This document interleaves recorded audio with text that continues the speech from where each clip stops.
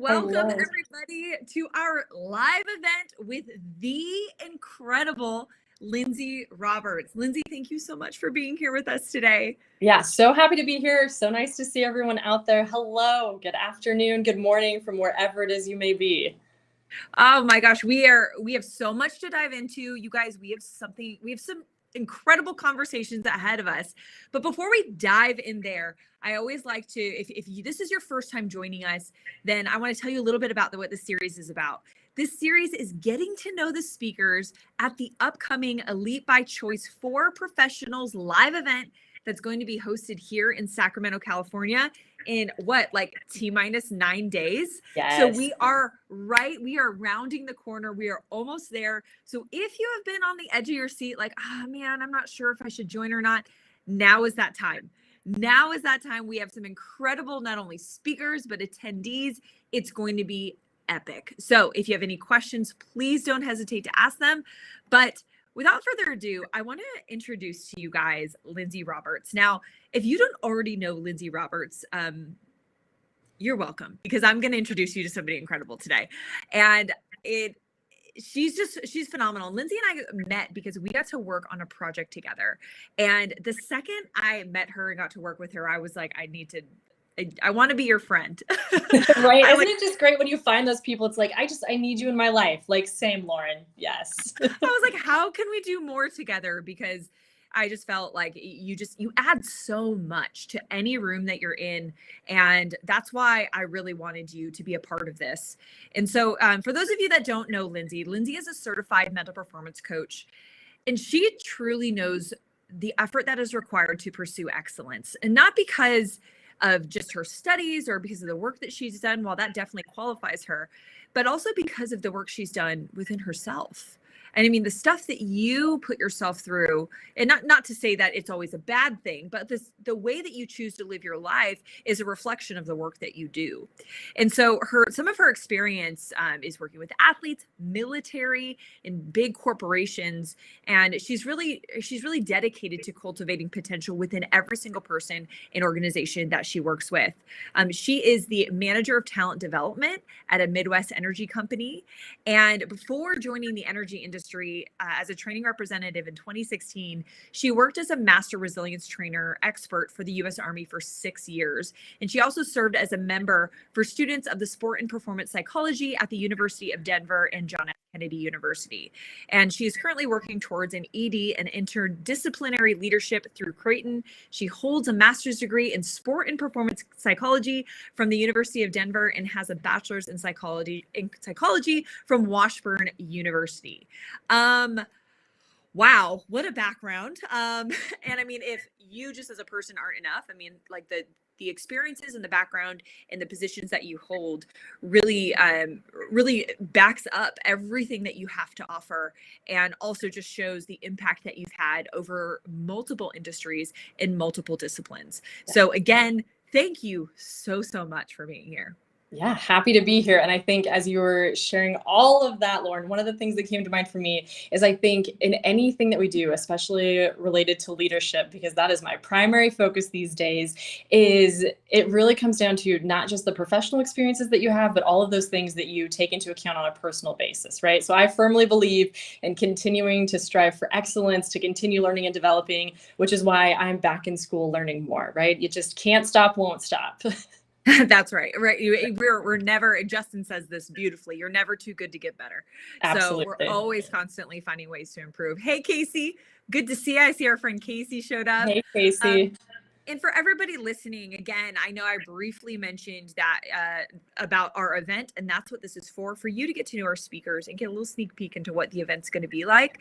If you are interested in joining us, make sure that you go to this link that I just posted below, laurenjohnsonandco.com/EBC, where you can get all the information about the event and apply for your ticket. Again, time's a ticking. So make sure that you get those applications in so we can make sure and solidify your spot.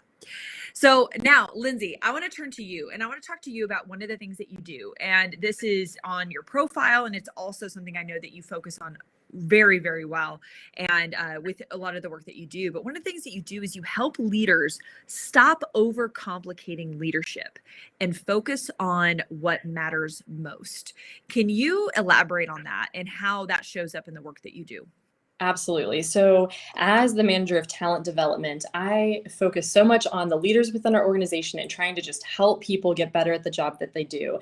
And one of the things that I consistently come back to is that we are really good at making leadership be hard. At the end of the day, any effective leader, like if you were to just stop and think about any great leader that you've worked for, you've worked with, you've been around, you've just experienced, it's pretty simple. The bottom line is that great leaders treat each other with dignity and respect, and they look at the talent that they have in front of them and they say, what can I do to make you better? Because if I can help you get better, the team's going to get better and work is going to get done more effectively. So leadership, we're really good at reading all kinds of books on all things leadership, but at the end of the day, we are all people. We all want to do a good job, and great leaders help people identify how they can help you to do a really good job at what you have in front of you. Yeah. Sorry about that. I put myself on That's mute. okay. Got excited. Yeah, I did get really excited because I just think what you said is so important, because I think sometimes leadership can feel like almost like this thing that you know it when you see it, but you don't quite know how to grasp it and hold on to it. And so for leaders that are coming to our event and that want to improve their ability to lead, what are some things that you've noticed get in the way of effective leadership? Oh man, so many. I would say one of the biggest things that can get in the way of any leader is if you go into a leadership position saying that I am a leader. Because while you are, and while you have responsibilities that come along with that, at the end of the day, we're all humans and we all need to work with one another. And so sometimes putting ourselves in this position of authority, we try to exercise power far too much and far too quickly and try to make a stamp early on of here's exactly how things are going to get done, which in turn causes us to operate at the level below where we are. So for example, one of the biggest traps that I see leaders fall into, especially those that are new to leadership, is if you get promoted to a supervisor, you still try to do the job of when you were an individual contributor. And it's sort of this idea of I need to prove that I am competent in the job that my team is doing in order to be considered a great leader. And I don't know about you all, but one of the things that is frustrating to me the most is when I have a leader who tries to do my job and all I want to do is prove that I can do this job and I want you to trust me. So we overcompensate for this idea of competence, and really what we can do is take a step back and allow people to teach us, because as leaders we can learn so much from people around us. I think another kind of trap that leaders fall into is this idea of trying to be friends with everyone, and it sounds like something that can't be a bad thing, right? Like I want to get along with everyone. I want everybody to trust me. So if I become friends with everyone, then the team's going to do great. The challenge is then lines start to get blurred. People start feeling like you have one person that's a favorite over another. And so really just keeping it simple and understanding that when I am in charge of other people, there are certain lines that need to be drawn. And the more consistent you can be with that, the more people are going to respect that. I love the word you just used, is just that idea of consistency. Yes. Because I agree. I think that one of the things that I've seen in just with leaders in general is when, Jocko Willink said this. He said, standards aren't what you preach, it's what you tolerate. And so sometimes in the, in the effort to become friends with people, we may not tolerate certain things from certain people and not from others. And that's where we can really get into trouble for, our long-term impact and the ability for people to trust and respect the things that we have to say. Yeah.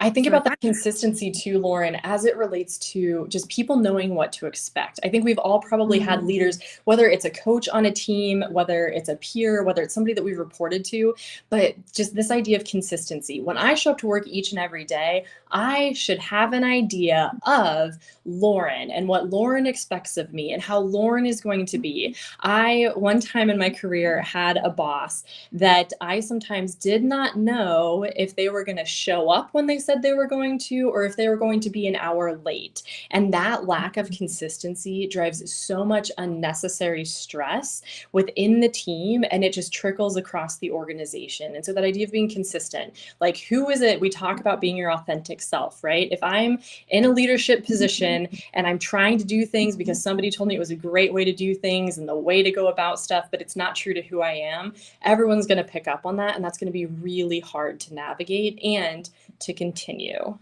That's such a good point, because you're right. Knowing what to expect and knowing how you can navigate within those expectations are so freaking important. And I think about the difference between like a micromanager and then somebody who's way too hands off. There's like those two ends of the spectrum. Can you speak to that a little bit? Oh, absolutely. I think that has become so apparent in this hybrid world that many of us are operating in, right? So we go from working in an office all day, every day, to then we're working from home. And now many of us are in the office and we're out of the office. And just that idea of having clear expectations. So if I have a micromanager, they're going to be the ones that are checking in with me every 5 minutes. They're going to be double checking the work that I'm doing. They're going to be cross-referencing everything. If I can't answer their question right away, they're going to go ask it to somebody else and then bring that answer back to me, right? Very, very much in the details with every single thing that I do. Now, being too hands off in that world, where if I'm working remotely, working from home, and I don't hear from my supervisor for a period of a week or a month, that's probably not going to be helpful either. And so I think as it relates to finding the cadence that works best, a few best practices that I've experienced for myself and had a lot of conversations with folks about is having just a quick daily touch base can go a long way. And it's as simple as dropping a message, right? So messaging in the chat, that's a great thing to do. Just, hey, have a great day. I know a lot of teams have started doing kind of these stand-up meetings. And so just 10 to 15 minutes to kick off the day. Lauren, what is it that you need? Casey, Katrina, Michelle, what is it that you need? Does everybody have what they need in order to be successful for today? And then we move out, right? Also, I think within that, balancing the micromanaging from being totally hands off is having a conversation and setting clear expectations for communication preferences. So, for example, I'm working with a couple of interns this summer, and early on, I just said, the best way to get a hold of me is to send me a Teams message. Emails are going to get lost in the sauce. Text messages, I'm not great about checking them during the day, but if you send me a Teams message, I see it, I know it's there, and I will get to it as soon as I can. And so just simple things like that I think we often take for granted can really help to set people up for success and not left wondering what they should or shouldn't be doing. Oh man, that is so important, because it's like the same. I'm the same. Like, if you text me, there's a chance it'll take me 48 hours to get back to you. Right. If you email me, like that's actually probably the best way to get a hold of me. If you send me a LinkedIn message, oof, man, like I'm probably like a couple days out on those. Like there's definitely different ways of communicating that are most effective. And I think it's really important to be sure and set those expectations. So I love what you said. I love how you drew kind of that example. And would you say too, that one of the things when it comes to empowering your team, that when you're too much of a micromanager, you create teams that rely on you for answers. Absolutely. And when you're not, checking in enough, what they're doing is you're making it so that they have to fill in the gaps. And that's where a lot of miscommunications occur, because if they fill it in different than how you would want them to fill it in, now that's where, we're having some struggles. So I definitely agree with that. And I love that consistency and expectations, and even that quick example of the daily touch points, and even like a quick stand-up meeting. So if for the leaders that are watching, one of the things I'd be interested in knowing, and I know I've gotten a lot of questions about this, is what are some ways or some things that they should be thinking about in terms of improving the productivity of the teams that they lead? Yeah, so productivity is incredibly important. And just my personal philosophy is that the bottom line is relationships matter. Nothing gets done except with, by, through, and for people. And so any effective leader is really going to start with those relationships. And when I can have the opportunity to, like those daily touch bases, to interact with my team on a fairly regular basis, that can go a really long way. Another thing that can be incredibly helpful in productivity is having regularly scheduled one-on-ones. And many of us say that we do one-on-ones, which is great, but I am a firm believer in the structure of one-on-ones matter. And so my personal preference, this is Lindsay's belief through some experience and working with a variety of leaders, but my personal belief is the best way to structure a one-on-one is to have your employee come with their agenda first. Now, if you tend to be more of a micromanager, this is going to be really difficult to do, but having the opportunity to say, Lauren, tell me what's on your mind today, that is so important because it allows folks to focus on what's important to them. If they have any pressing questions, if there are any resources that they need, if there's, anything that they're wondering about, they have the opportunity to get all of that out first. And as a leader, then it gives you insight into what do they see as being the most important tasks that they're working on? What are those things that really matter to them, and where is their attention going? So if they're on the right track, great, and you can continue the conversation. If they start worrying about tasks, you're like, oh, but I really wish you'd prioritize this other thing. It allows you an opportunity to have that conversation. And then typically by the end, especially with the folks that are reporting to me now, one of the things that I've learned is by the end of those conversations, I have nothing else on my list to discuss because we're tracking so well together. And so it can make them so incredibly helpful. The other thing that I would say really helps with productivity, especially given the nature of the workforce right now and how it really is an employees market and people are finding new jobs, they're getting opportunities all kinds of different places. Employees really want to know, what is it that how am I benefiting from the job that I'm doing? And why is it that my job matters? And so I think taking the time to have a development conversation is incredibly important with your team. We get so focused on just getting the work done because there's so much that everyone is taking on. We're doing more with less. I feel like that's just one of those common themes that I'm hearing across the board is doing more with less. But one of the most motivational things that we can do is allow our employees to take on development opportunities. And that doesn't mean sending them to, 3-day long class. That doesn't mean that they're going to, take on a college course. But development simply is about what is something that, Lauren, you're interested in and you want to learn more about. Or maybe you really want to take on and try leading a new project. There are plenty of projects happening, I'm sure, for all of us that you could absolutely take on a new project. So those development conversations are incredibly important too. And the last thing I would say to really help with productivity of teams is to help folks have some fun along the way. There is so much work to be done, but positive emotions can go such a long way to being productive. And I think it's easy to lose sight of that, but it can make such a big difference over time. Oof, I love this one, especially like have some fun along the way. I think that sometimes it's something that can be easily forgotten, especially in a business setting. But what I think some of the things that you touched on, which I think is so important, especially when you're talking about creating a motivating environment where people are feeling motivated or they're able to motivate themselves, is it's creating the sense of autonomy within the workplace.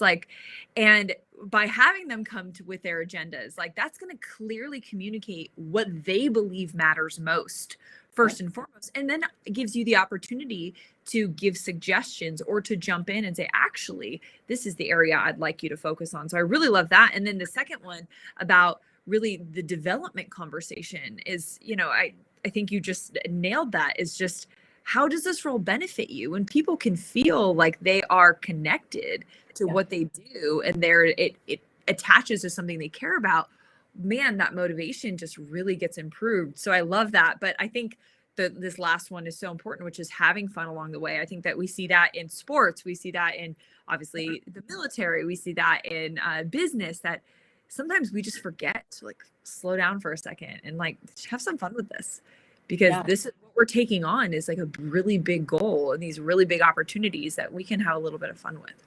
Yeah. And I think that idea of taking on a big goal, taking on these big opportunities, we can get so bogged down and thinking like this is a huge thing, which is great. And we want to acknowledge that. And by the way, if you enjoy what you do, it's not going to feel like work, right? I think that that's the more fun that we can have, the more we can have, experience that opportunity to own something, to take pride in the work that we're doing, to show that we are competent. We have the ability to make these things happen.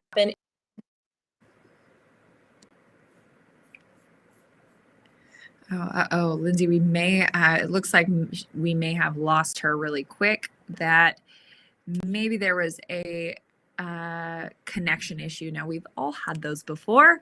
And so while we're waiting on Lindsay to come back, I think that this idea of leadership in general is just such an important one, whether you are leading yourself or you are leading yourself and others. And so when it comes to that, I'm really excited again to have Lindsay join us for this event. And it's going to be honestly so much fun. Oh, there she is. She's back.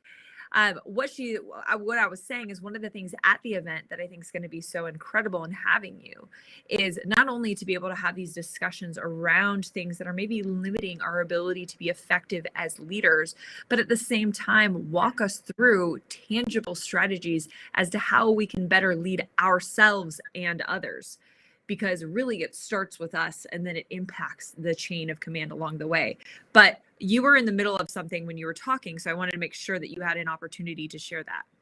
Yeah, I think, I'm just going to tie it in with what you were just talking about. So this idea of leading self in order to lead others, I think that because development can sometimes feel like this huge thing that we have to do, it's going to take so much time away from doing the job that we have. It really is important to take the time to develop yourself, because then whatever you can do with your team to motivate that team, to give them that sense of autonomy, right? That they have that control and influence. They feel related and connected to the people that are a part of their team, and you're able to have fun, then nobody will want to ever leave an opportunity like that. Oh man, and that's what we all want, right? Again, whether you're leading a big team or you're leading a party of one, meaning yourself, I think that when we can understand and we can develop ourselves as leaders, that impacts everything around us. Everything that we impact gets impacted by our ability to lead. So I love this. I know that I could talk to you for like hours and hours and hours, but mainly because we have. Right. We have done It's this always before. fun. But I have a question for you. So what are you looking forward to the most about the Elite by Choice for Professionals event? Yeah, so I would say the thing that I'm looking forward to the most is, again, bottom line, relationships matter. And I think the reason that I love what I do is because I get the chance to connect with people, to talk with people, to problem solve and game plan with people pretty much all day, every day. And I'm just really excited for that opportunity to meet some new people, to connect with folks, to brainstorm, to share ideas, and in such a great and exciting venue. Sometimes I think it's tough. You go to these conferences and you might try to make connections along the way, but there are, thousands of people. But an event like this, in more of that intimate setting, I think it's invaluable. And I'm just looking forward to meeting so many great people and having great energy coming out of this Elite by Choice event. Oh man, well, you know what's so funny? Every single person I've talked to so far has said this same thing. And so I want to make a point about this, because whether either of us are working in corporations, in whether it's business, sports, military, medical, I mean, we can go down the list, energy. If we go down the list of all of these domains, there's one thing that all high performers have in common, is that they understand the impact of the people who they surround themselves with. And so I am, like I said, with the Elite by Choice event and all the events that I host, I bring together the best of, not only my circle, but then the circles of my circle, who I believe that when you surround yourself with incredible elite level individuals that are constantly pushing themselves, and they understand the cost of standing still, and that evolving is a part of performance, that we all grow as a result of that and being around those types of people. And so again, I can't thank you for being one of those people in my circle who, when I am around you, you constantly make me better. And so I thank you for that. And I cannot wait for everybody to get the chance to meet you, be around you, learn from you. And if you are thinking about joining us again, we're kicking off in 9 days. Don't wait too long, because we've got some spots left, and you can go to laurenjohnsonandco.com/EBC to sign up and apply, and we'll get you your spot. So thank you again, Lindsay. Thank you so much for joining us. I cannot wait to watch you perform, to present, but in our terms, that's a type of performance. Right. Absolutely. I've got to see it before, and I cannot wait to see it again with this group of professionals. So thank you again for joining. Yes. Thank you so much, Lauren. I cannot wait for the event. Cannot wait to see everyone there. It's going to be awesome. 9 days. I've got the countdown going. It's going to be awesome. Woo! Alrighty, everybody. Thank you for joining us today, and we'll see you in 9 days. Bye.